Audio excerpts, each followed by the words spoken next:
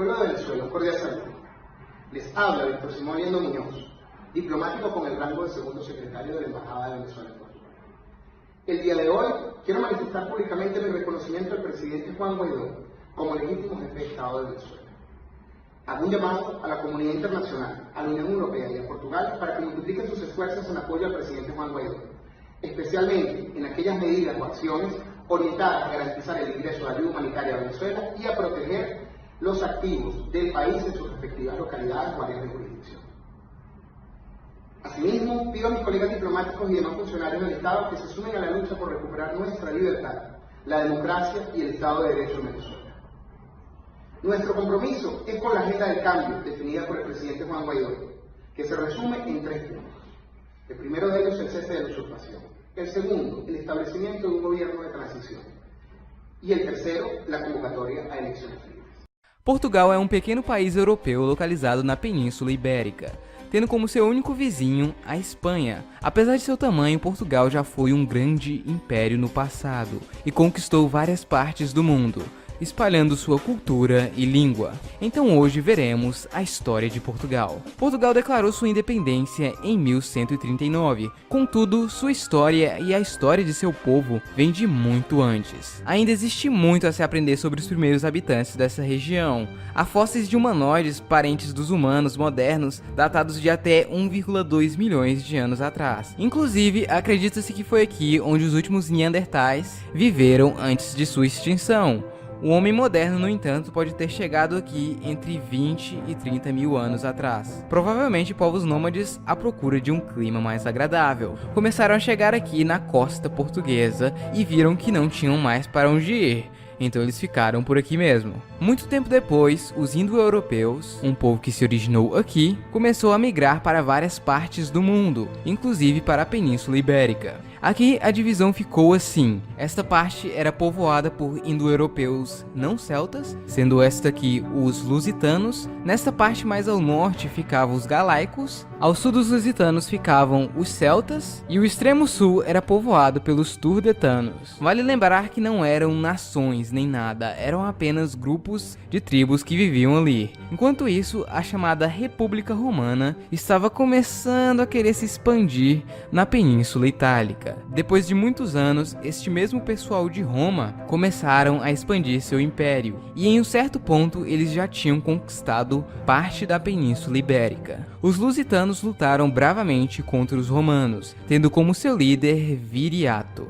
Mas daí ele foi traído por 3 pessoas que tinham sido mandados para fazer um acordo de paz com os romanos. Com isso, toda esta região passou a fazer parte do grande Império Romano, que era chamado de Espanha. Os povos que ali viviam começaram a ser influenciados pelos romanos. As leis, costumes, línguas e bem mais tarde a religião católica. Porém, isso é mais para o fim do império. Eles deixaram de ser tribos e também começaram a falar a língua dos romanos, ou seja, o latim. Existia basicamente 2 tipos de latim: o falado pelas pessoas de alta classe e o latim vulgar, que era falado pelo resto da população. Como não existia um modelo único de aprendizado e a maioria das pessoas não tinham acesso à escola, o latim vulgar começou a se modificar e ficar diferente dependendo da região. E hoje ele se dividiu em várias línguas, como português, espanhol, italiano, romeno, francês e outras línguas menores. Por isso, essas línguas são tão similares. Muito tempo se passou sob o domínio romano e o império já estava fraco.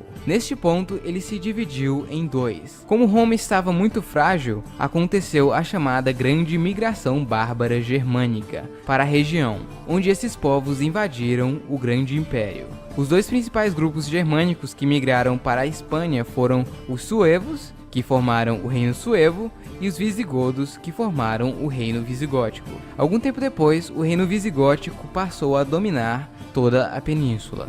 Vocês lembram que o Império Romano havia se dividido em 2? Então, a parte ocidental dele morreu, pois foi invadida pelos bárbaros. Porém, a parte oriental, agora conhecida como Império Bizantino, estava firme e forte e tentou recriar o Império novamente.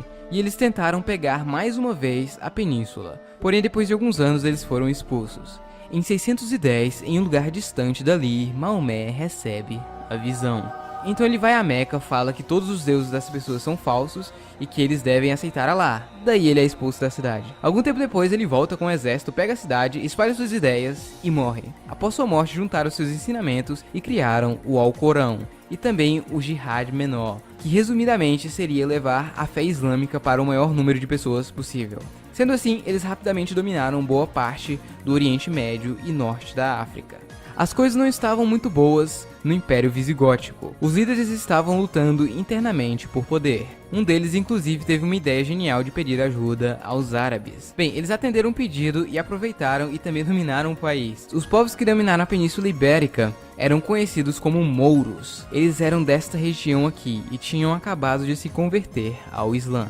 A invasão foi rápida e, apesar de algumas batalhas com os visigodos, eles não puderam fazer muita coisa. Em menos de uma década, os muçulmanos dominaram boa parte da península, salvo uma parte no norte, o Reino das Astúrias, que permaneceu forte e cristão. A península dominada pelos mouros formou o Emirado de Cordova. Já que eles não estavam conseguindo invadir as Astúrias, eles decidiram ir ao nordeste da península e começaram a invadir o Reino Franco. No entanto, eles foram parados pelos mesmos na Batalha de Toul. Como os muçulmanos tinham conquistado a Península Ibérica, os reinos cristãos começaram a reconquistar seus territórios de volta. A reconquista começou em 722 com a Batalha de Covadonga e ao todo durou mais de 700 anos. Em 868, o condado portucalense nascia. Ele era muito importante e tinha bastante autonomia, porém era um vassalo do Reino de Leão. Ups, o califado se quebrou, agora a reconquista vai ficar mais fácil. Talvez nem tanto, mas ajudou um pouco. Em 1071, o condado portucalense é anexado ao Reino da Galiza. No entanto, 20 anos depois, ele reemergiu novamente. Algo interessante é que neste tempo o pessoal daqui falava o galego-português. Era basicamente a mesma língua com algumas poucas diferenças, dependendo da região.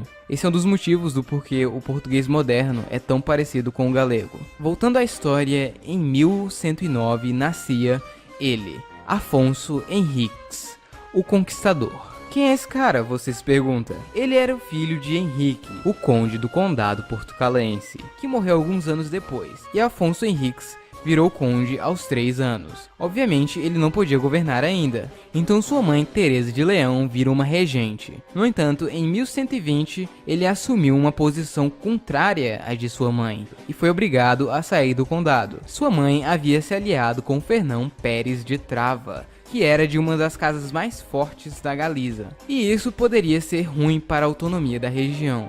Então em 1128, Afonso volta junto com o exército, e luta contra sua mãe que está com o exército da Galiza na Batalha de São Mamede.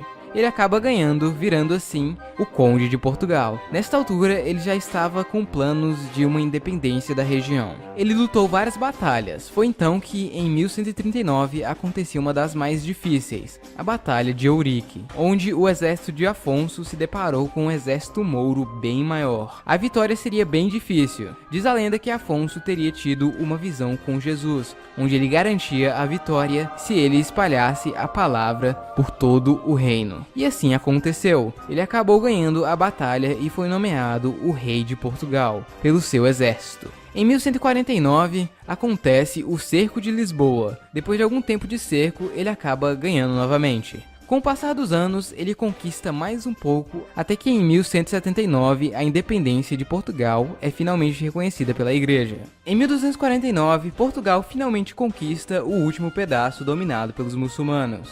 No entanto, a reconquista ainda continuava para os outros reinos. Este último pedaço ficou conhecido como Algarve. Ele era meio que outro reino, porém sempre pertenceu a Portugal, e não tentava sair nem nada do tipo, era simplesmente um título. Em 1337 começa a Guerra dos 100 Anos, que duraria mais de 100 anos, obviamente. A peste negra chegou na Europa e quase metade da população morreu. Isso certamente piorou as coisas. Durante a Guerra dos 100 Anos, Dom Fernando, o rei de Portugal, lutou algumas lutas contra o reino de Castela e perdeu. No Tratado de Paz, a sua filha, Beatriz, se casaria com João de Castela. E se Dom Fernando morresse, a sua mulher seria regente até que o filho de Beatriz e João tivesse idade para reinar. ou seja, Portugal seria governado por alguém de Castela. Isso poderia significar uma união das coroas, assim como aconteceu com outros reinos da Ibéria. Então, em 1383, Dom Fernando morreu, sem deixar herdeiros masculinos. Sua mulher virou regente, porém a população portuguesa não gostava dela, e corria boatos que ela tinha um caso com um nobre da Galiza. Isso fez o país entrar em uma mini guerra civil. No fim, Dom João I, o meio-irmão ilegítimo de Dom Fernando, acabou ganhando a guerra, sendo nomeado o novo rei de Portugal, desta vez da dinastia de Avis. Em 1415, Portugal conquista a cidade de Ceuta, no norte da África. Saindo um pouco de Portugal, o pessoal da Europa gostava muito das especiarias da Índia, e essa era uma das melhores rotas até a Índia para pegar as especiarias. Lembra do Império Bizantino, que estava tentando crescer novamente? Então ele não conseguiu. Olha ele aqui. Até que ele foi dominado pelo Império Otomano. Então eles bloquearam esta rota, o que deixou o acesso à Índia mais difícil e caro, consequentemente aumentando o preço já alto das especiarias. Então Cristóvão Colombo falou: cara, se a Terra é redonda, então se formos para o oeste, eventualmente chegaremos na Índia. Portugal não ligou e ele então foi para a Espanha, onde eles falaram ok, daí Cristóvão Colombo partiu para a Índia e na verdade chegou na América. Enquanto isso, Portugal queria chegar à Índia. Então Vasco da Gama resolveu fazer uma viagem muito perigosa até lá. Durante a viagem, eles passaram por alguns lugares na costa da África, até que eles finalmente chegaram à Índia, em uma viagem impressionante para aquele tempo. A história de terras no oeste se espalhou rapidamente. Portugal, muito esperto, mandou pessoas para lá e acabaram descobrindo o Brasil. Alguns anos antes, Portugal e Espanha tinham feito um tratado para dividir o mundo entre eles, o famoso Tratado de Tordesilhas. No Brasil, Portugal precisava de pessoas para trabalhar nas canas de açúcar, e assim fazer as terras valerem a pena. Bom, algumas tribos africanas tinham vários escravos que eles tinham ganhado em batalhas contra outras tribos. Então Portugal decidiu comprar e levar para o Brasil, começando assim o comércio atlântico de escravos. Algum tempo depois, outros impérios europeus começaram a fazer o mesmo. Bom, em pouco tempo, Portugal já dominava muita coisa. Um pedaço do que hoje é o Brasil, algumas ilhas próximas e na costa da África, algumas ilhas das Índias Ocidentais e Macau na China, além de vários pontos de comércio na Índia e África. Tudo parecia ótimo para o Império Português, porém ainda tem muita história para contar. Bom pessoal, então é isso, espero que vocês tenham gostado. Portugal é um país muito antigo e tem muita história para contar, então eu tive que dividir o vídeo em duas partes. A parte 2 pode demorar um pouquinho para sair, pois eu tenho outros vídeos muito importantes para fazer, como a Revolução Russa e a Guerra Fria, mas vai sair, não vai demorar muito, não muito, vocês sabem, no ritmo do canal. Então é isso pessoal, tchau, até o próximo vídeo.